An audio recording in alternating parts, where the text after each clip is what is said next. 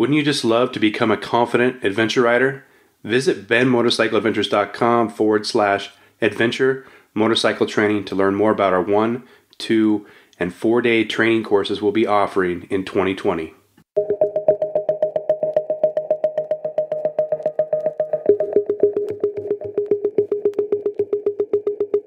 Probably the most fun I've ever had riding a bike.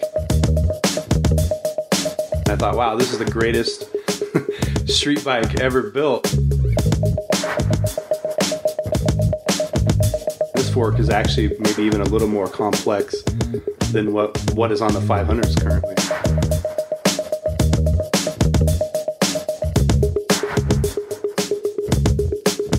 Hey guys, welcome back. This is episode 43 of the Bend Motorcycle Adventures podcast, and today we're going to be discussing KTM 790 Adventure R off-road review. Alright guys, welcome back. Now what you heard there at the top of the show were some of my initial impressions and thoughts about the KTM 790 Adventure R after about 600 miles of riding the bike, and that riding admittedly was predominantly pavement, a little bit of off-road mixed in there, but guess what? I've got a couple thousand miles on the bike off-road in Idaho, in Oregon, and I'm ready to talk about what I think of this bike as an adventure bike and as an off-road weapon.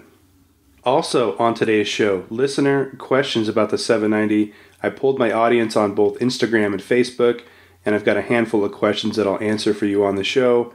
And one more thing, I've got a little bit of a rant today. You're not going to want to miss that. Listener emails. I always love getting these. benmotorcycleadventures@gmail.com. This morning I got a couple of emails. One from Scott Bass, and it reads, "Thanks for doing the podcast. Enjoyed it. It's been a while." Thanks for the support, Scott. Thank you for the feedback. I apologize for the hiatus. Truth be told, I just got too busy and I had to focus on the things that really paid the bills, but I missed the podcast, and I was a little bit concerned that I'd lost touch with my audience, and then I looked at our numbers for last week's episode, and that is not the case. We picked up more subscribers than ever, so thanks to listeners like Scott, listeners like yourself, for supporting this podcast, and we'll be very regular with the show moving forward. It's something I'm passionate about. It's something that I love to do, so expect us here each and every week. Thanks, guys. The second email I got this morning was in regard to the Idaho backcountry discovery route. The question's pretty straightforward. Hey, can this be done? Can this ride be done on a longer time frame? And the answer is yeah. Take as much time as you want. I could see you stretching this ride out for 10 or 11 days if you want. You know, if you want to run maybe just 100 miles a day, you want to do a whole lot of sightseeing and get off the route here and there. So, you know, you could do this route in a couple days, or you could do it in 14 days. It's totally up to you. And if you need any advice on how to lay that out in the future, again, just hit me up, benmotorcycleadventures@gmail.com. All right, a little bit of late breaking news / my rant for the week. I don't know if I'll have a rant every week, but Dunlop unveiling a new adventure tire. It's called the Trail Max Mission. Here's some notes off their website. An aggressive tread pattern yields traction in hard terrain, and I'll be honest with you, the only place I can see this tire working very well is on the pavement or really, really packed roads. If the terrain is soft at all, this thing is going to suck. There's no knobs, there's no tread depth to speak of, there's some grooves, and Dunlop even says deep grooves excel in wet weather conditions and offer biting edges for off-road performance. I can tell you right now, those aren't going to offer any sort of biting edge for off-road performance. So don't believe the marketing, don't believe the hype, don't believe the influencers that are pushing the Trail Max Mission. If you're going to get out and ride one of these backcountry discovery routes, unless conditions are ideal, this tire is not going to cut it. And that's really where my rant stems from. These new tires that are coming out for adventure bikes. Michelin's Anarchy Adventure, Dunlop's new offering. These things are 50-50 at best, and they're darn near street tires. So don't add those to your bike when you get your adventure bike. Use something like the Golden Tire GT 723 or 723R, the Moto Z, the Rousey tires or whatever those are, the Bridgestone Battle Axe. Those look pretty good. I would opt for a tire like that as opposed to some of these. These are 50-50 at best. But anyway, that's my rant. As an aside, I'm going to ride the SoCal BDR in November. So if you guys want to see me try a different tire than the golden tires that I've been running quite a bit or running exclusively, shoot me an email, benmotorcycleadventures@gmail.com, and we'll try to get you some information maybe about a different adventure tire that's out there. All right, so we need to get moving here and get into my review. So as a whole, off-road, I'm very impressed by the 790 Adventure R, the entire package. It's a great off-road bike. And one of the questions I actually got last week on Instagram was, could the 790 replace my WR250? And my knee-jerk answer would be yeah. But as I thought about that a little bit more, I would say this.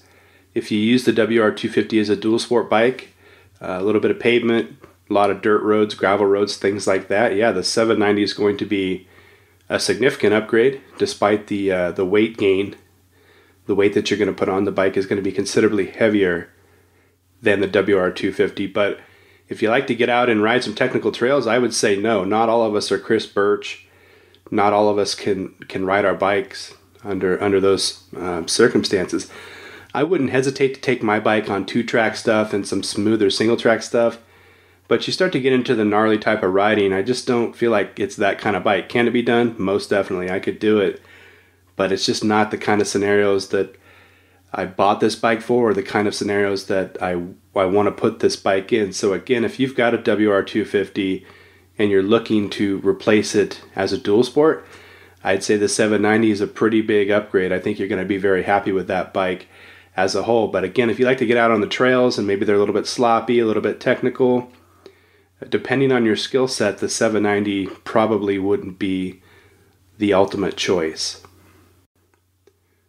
And let me say this, the 790 again is going to outweigh your WR250 by a considerable amount, even more so if you're coming off like a KTM dual sport. Those are the lightest dual sports out there.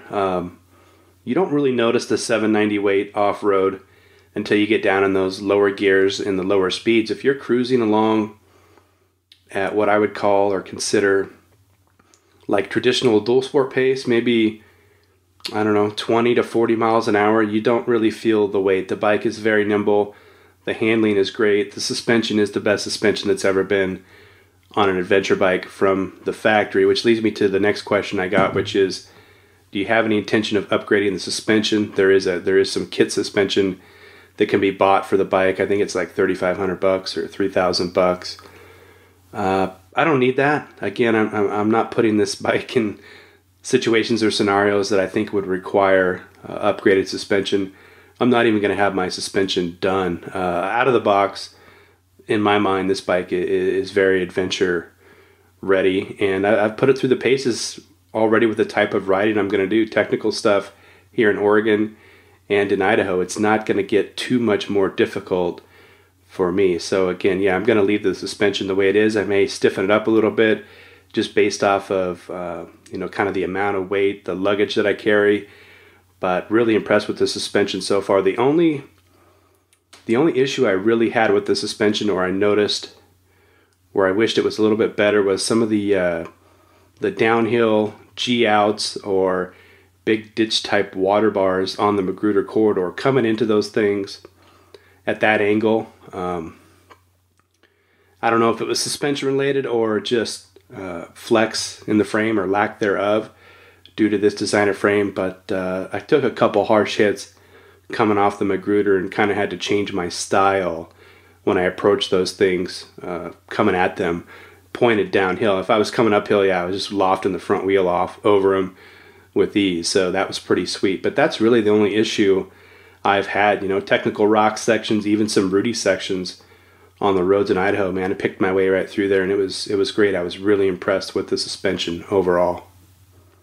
The wheels have been brought up a lot. You'll see a lot of discussion about the wheels and the rims in Facebook groups, and it's true, they're wide. I think they're kind of vulnerable. I mean, being wider than a standard dirt bike or dual sport wheel, they're going to be weaker. That being said, I haven't had any issues. Couple thousand miles off road, typical conditions in the backcountry, typical riding, technical stuff, rocky stuff, I've had no issues so far. But if you want to get more gnarly, then yeah, you may consider an aftermarket wheel set. I know that W offers, or W can lace you up a set of wheels. You can even use your stock hubs. And if you do opt for something aftermarket from W, I would recommend the Excel A60s. I still think those are about the strongest rim you can get. So if you're concerned about that, that could be an option for you. But again, the concern with the stock rims is that they're a little bit weak, a little bit vulnerable. And then if you're still running the tubeless system and you hit something and you dent that rim, guess what? Your tubeless system no longer works. It no longer holds air. So I think that is maybe the biggest point of concern. Myself, when I put the Golden tires on, the GT723 and the 723R, I opted to install Bridgestone Ultra Heavy Duty 4mm tubes. That's what I always run. They're such a pain, but they're worth it because you very rarely get flats. I've got 2 flats in like the past 10 years. So that would be my recommendation. So far, my rims look good. They're still true. There's no big dings in them. And I think there's something to be said for line selection, the way you ride your bike. I always approach every day, every tour, whatever the case may be, I approach it like a race where man and machine have to get from point A to point B. We don't want to be tearing up our equipment or beating up our bikes. So I think I'm pretty good at kind of picking my way through the technical stuff and taking care of my bike. But again, some people want to ride a little bit different terrain. They want to quote unquote send it. That's fine. We can do that. But if you want to do that, you may consider the aftermarket options, or at least put tubes in, because if you beat those things up, again, they're just not going to hold air. I had another question about the durability of the 723 and the 723R Golden tires. So 2,000 miles in, I would say I've got about 60% life left on the rear. The front's going to run a lot longer. You guys know that I run those basically exclusively, and I love them. What I know and what I would tell you is that you're just going to be better off if you run a tire like that on your adventure bike than you would if you're running some sort of 50-50 that we already discussed here. So that's kind of my ride report, if you will, my review of the Golden tires on an adventure bike. They're getting great wear, and overall, they just work really good. All right, next question for me. I don't know if this is much of an off-road review question, but at Motorcycle Capitalist on Instagram, and you guys should give him a follow and bother him to come on this podcast. He's been on some amazing motorcycle adventures, and we'd love to hear his story. But again, at Motorcycle Capitalist asked, if you bought this bike again, what's one thing that you would do differently? And I've been thinking about this. This is a tough one for me because I don't know that there's a lot that I could have done differently. When you buy a first-year model, it's not like the aftermarket world. The accessories are readily available, so you have to be kind of patient in that regard. And it's one of those things where I'm still waiting for a beefier skid plate and some crash bars, and I know they're on the horizon. And people like Moto Minded and Black Dog and Rottweiler and Billet Racing Products, all these companies are working on cool aftermarket accessories. But when you get the bike early on, there's not much available. So I don't know if there's anything I would really do differently, other than I think I would have picked up the 790 Adventure, also the standard model. I know what you're saying. I know what you're thinking. Well, that bike isn't, you don't have the tunability of the suspension, some of the modes. It's a little bit lower, but hear me out. We're going to use that bike, maybe one or two of those, for adventure motorcycle training. So it would have been cool to pick one of those up and kind of compare and contrast the two. So I would say, I think my only regret is not buying two of them, an R model and a standard model. So I've had quite a few questions regarding the modifications that I've made to the bike, and those are really few and far between. I haven't had to do much. Obviously, out of the crate, you want to get the bike sprung for your weight and your riding circumstances like you would any motorcycle, but I really haven't made any radical changes to this thing. I mean, I've added all the giant loop luggage, which has been a great help on the trips that I've been on. The moto-minded ABS, the rear ABS protector, that's a nice little piece that we've added to the bike. I do have a Billet Racing Products rear chain guide, which I think that's a vulnerable stock part on the KTM, but I have not broken the chain and put that on yet, but I intend to do that here in a week or two. But other than that, I really haven't done much in regard to aftermarket stuff. I've seen the Akrapovic exhaust out there. It's beautiful. I'd love to have one. One of the guys I rode with in Idaho had the Akrapovic on his, and I don't really remember recognizing too much difference audibly between the stock exhaust and that exhaust. And let's be honest, the bike's got plenty of power. The performance is really good stock, so it's not something that I really feel like I need to mess with. And I'm not sure that you don't need to mess with the fueling and the tuning if you do something like that. So I'm not really up to speed on the Akrapovic. I'd like to have one, but that's more of a vanity thing. And aside from that, again, skid plate, crash bars, I think that's about all I'm going to do. I did have the Voyager Pro. We've talked about that, and then I ended up selling it. I would like to add that to this bike too. But other than that, aftermarket stuff, I just haven't seen a great need for it. The bikes are really ready to get out there and adventure. That's one thing I appreciate about the KTMs, and I've had good luck with them from that aspect, and I haven't had to do much to them to get out there and ride adventure or ride dual sport. So really stoked on that. And again, the mods I've made, minimal. Haven't seen anything crazy that I really need to add just yet. So we've talked about suspension, we've talked about the wheels, we've got good fuel capacity on the bike. I appreciate that. Ride modes, I've tested them all. In the off-road arena, the rally mode is my favorite, and I leave the ABS on. A lot of guys will tell you, oh, just shut the ABS off. Well, truth be told, this ABS actually works pretty darn good in my opinion. Now, if you shut it off, you've basically got something that will slide into the turns like a normal dirt bike, which I enjoy riding like that too. But when I'm riding adventure, again, long days, point A to point B, I'm not going to, aggressively attack every corner like that. And actually, I think the ABS makes me a little bit sharper. When I'm out there, I'm kind of focused on not locking up the brakes and setting up for the turns. It's kind of like a dance. You're trying to get through a routine, So I would equate adventure riding to, like, I don't know, being a ballerina. Whereas maybe dual sport and off-road riding, it's like getting out there and line dancing or something. I don't know. That's probably a really horrible comparison. But I do love rally mode, and I am a fan of the ABS, though I will say this. I've gotten some feedback in the front lever sometimes, the front brake lever, when I was on the verge of locking up that front wheel. And what the ABS does is it basically keeps you from locking these tires up under heavy braking. So there is a moment in time, if you were to lock them up, where that will release.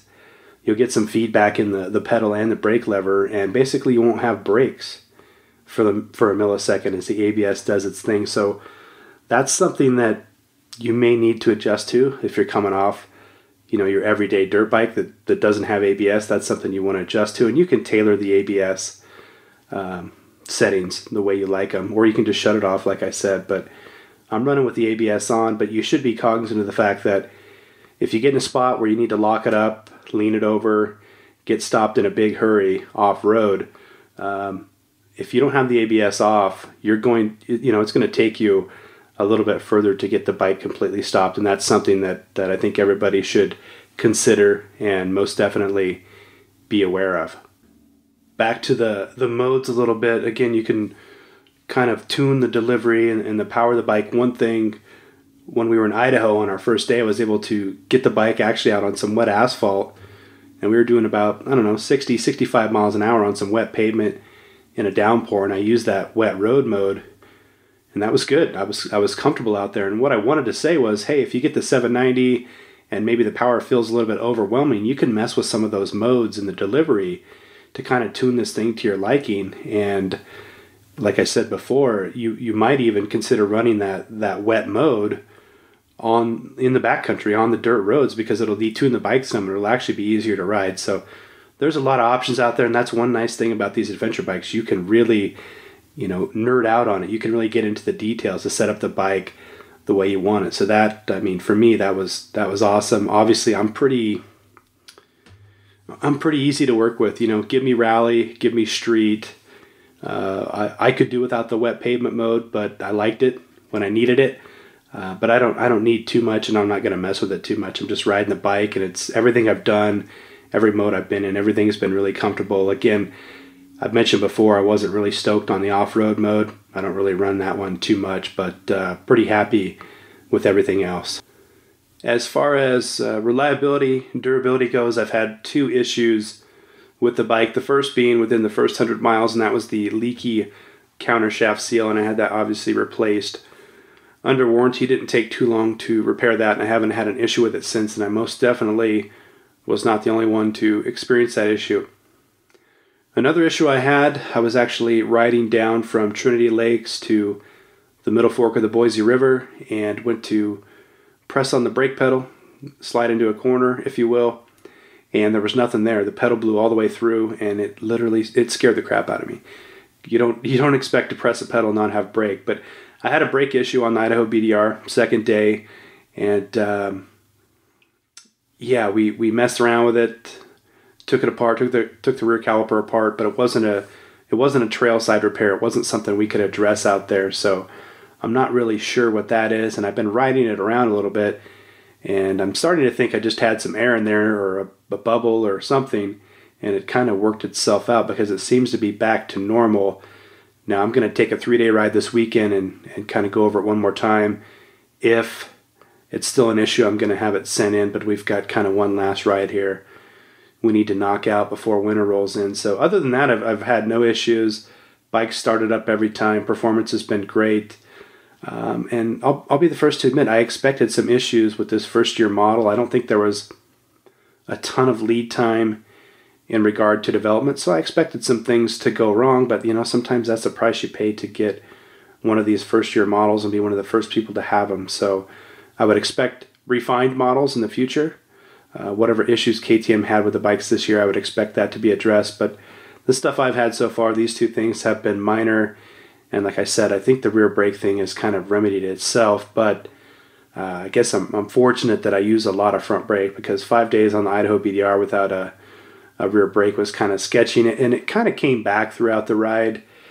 And when I say that, I say that I would press the pedal, and then I would get some actuation on the rear brake maybe a second later, and then unfortunately it would kind of lock up. So it was one of those things where ultimately I just had to say, you know what, the pedal's there, I can feel it underneath my foot with my boot, which is important to me, but stopping with the rear brake's not something I can rely on, so I pretty much front braked it the rest of the way. And, thankfully you've got those 2 big rotors on the front, and as per usual, the KTM stuff works great. So again, those are the issues I've had, and that pretty much wraps up this episode of the podcast. And we talked a little bit about suspension and handling, but here's reality. This is the lightest adventure bike you can get, and this adventure bike has the best suspension out of the crate that you can get. So that is your base, that is your platform, that is what you're working from, no matter what modifications you make to the bike, no matter what luggage you add to the bike, no matter what kind of riding you do with the bike. You're starting out with the lightest, most nimble, best handling adventure bike on the market. And for most of us, that's really what it's all about. We can talk about the engine, 1090, 1290, GS, whatever. This thing makes plenty of horsepower, probably too much horsepower for the average rider. But it's a great bike. It's a great package. And again, I expect to see refinements in the future. So my assessment, I wouldn't hesitate to buy another one. In fact, I'm looking to add 2 or 3 more to the fleet. But I also kind of want to entertain, more 1090s or something like that. But overall, really happy with the package, and hopefully this podcast has been really informative for those of you who are kicking this around. Now, I've heard people mention, maybe people should buy a 690 as opposed to the 790, and I'm not so sure about it. The 690 is a great bike, but I think there's, it's a tweener between a 500 and a 790, and what I mean by that is the 690 doesn't do adventure riding as good as a 790, and it sure as heck doesn't do trail riding as good as a 500 if you're going to kind of dual sport / trail ride with a 500. So that's kind of a tweener. That's kind of a bike that doesn't really specialize in either arena. So I think if you're going to drop the money on a 690, but you're an adventure rider and you're not going to get off the dirt roads, the 790 would be my choice. Now, if you're going to dual sport / trail ride, I'm always going to default to the 500 on that. I mean, I just don't see a bike out there right now that's comparable. So that's something to consider. I'm not knocking the 690s, but it's just a displacement and a build that's just in between the best adventure bike and the best dual sport bike, admittedly. Let's just be honest. So those are my thoughts. And with that being said, we'll be back next week. I've lined up some guests. We've got some people who've ridden all over the world. I believe we're going to do an interview on Monday. That's Los Dos Motos on Instagram, at Los Dos Motos, or Los Dos Motos. Phoenix Handlebars is going to come back, and I've got a whole bunch of guests lined up. So looking forward to speaking with you guys next week. Don't forget about us on social media, at Ben Motorcycle Adventures on Facebook, Instagram, and YouTube. And until then, we'll see you guys. Thanks for listening.